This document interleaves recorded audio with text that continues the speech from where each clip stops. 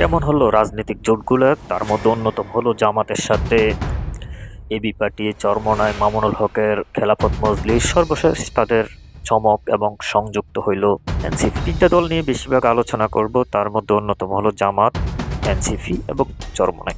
আসলে আসন সমঝোতা নিয়ে চরমোনাইয়ের সাথে এখনো তারা দ্বিধাদ্বন্দ্বে আছে। যে কোনো সময় চরমোনাই এই জোট থেকে বের হয়ে যেতে পারে, কারণ চরমোনাই যে পরিমাণ আসন চাই এটা জামাতের পক্ষে দেওয়া সম্ভব না। কারণ চরমোনাই সর্বোচ্চ 2-3টা আসন হয়তো বা পাশ করতে পারে, কিন্তু এটারও সম্ভাবনা কম যদি জামাত তাদেরকে সমর্থন না করে। কারণ এত আসন ছাওয়ার মানে তো হইতে পারে না। তাদের যে কি পরিমাণ কর্মী সমর্থক আছে এটা সারা বাংলাদেশের মানুষ জানে। তারপরে আসি আমরা এনসিপিকে নিয়ে। এনসিপি জামাতে আসলে যোগ দেওয়াটা তাদের রাজনৈতিক একটা ভুল সিদ্ধান্ত আমার মতে। আপনাদের মতামত কি? আপনারা অবশ্যই কমেন্ট করে জানিয়ে দিবেন। কারণ হলো তাদের রাজনৈতিক একটা আদর্শ তৈরি করতে পারেনি আজকে 1 বছর হতে চলেছে এনসিপি গঠন করার পর থেকে। তো তারা এক এক সময় এক এক রকম কথা বলে, তাদের কথায় তারা দাঁড়িয়ে থাকতে পারে না। এটা তাদের মূল সমস্যা। জামাতের সাথে জোট করার কারণে এনসিপির শীর্ষস্থানীয় প্রায় 20 জন নেতাকর্মী দল ত্যাগ করছেন। এদের মধ্যে উল্লেখযোগ্য হল অনেক নারী নেত্রী দল ত্যাগ করছেন, যেটা এনসিপির জন্য অনেক একটা ভয়াবহতা নিয়ে আসবে অদূর ভবিষ্যৎ। তারপর এনসিপিকে যতদূর আমরা শুনছি যে 30টি আসন দেওয়ার কথা বলে তারা ওইখানে জোট করছে, কিন্তু এখন শুনতেছি নাকি তারা মাত্র 10টা আসন। 10টা দিল, 10টা তো যাতে তারা পাশ করবে এমনও তো কোনো গ্যারান্টি নেই। লাভ হইল এনসিপির এই জোট করে? তাদের দরকার ছিল সংসদে তাদের প্রতিনিধি পাঠানো, যাতে তাদের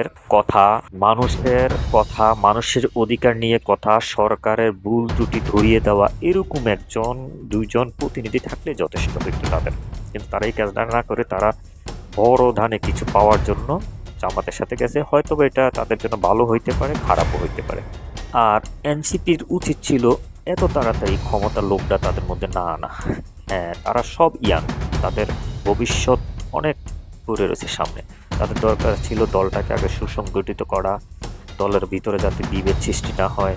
হ্যাঁ, রাজনীতিক নির্বাচন, তারা একক নির্বাচন করলে সবচেয়ে ভালো। আসন পাক না পাক তাদের একটা অবস্থান তৈরি হতো। তারা যদি বিরোধী দলও থাকতো, সংসদে না গিয়েও তখন তাদের একটা রাজনৈতিক অবস্থান দেশে তৈরি হতো। কারণ একটা যে সরকারের গঠন করুক, বাংলাদেশের মানুষ ওই সরকারের পক্ষে বেশি দিন থাকে না। আস্তে আস্তে ওই সরকারের বিপক্ষে মানুষ অটোমেটিকলি ত্রুটি খুঁজে পায় এবং ওইগুলা নিয়ে মানুষ আন্দোলন সংগ্রাম। এই জিনিসগুলা এনসিপির কাজে লাগানো উচিত ছিল, কিন্তু এনসিপি এটা পারলো না।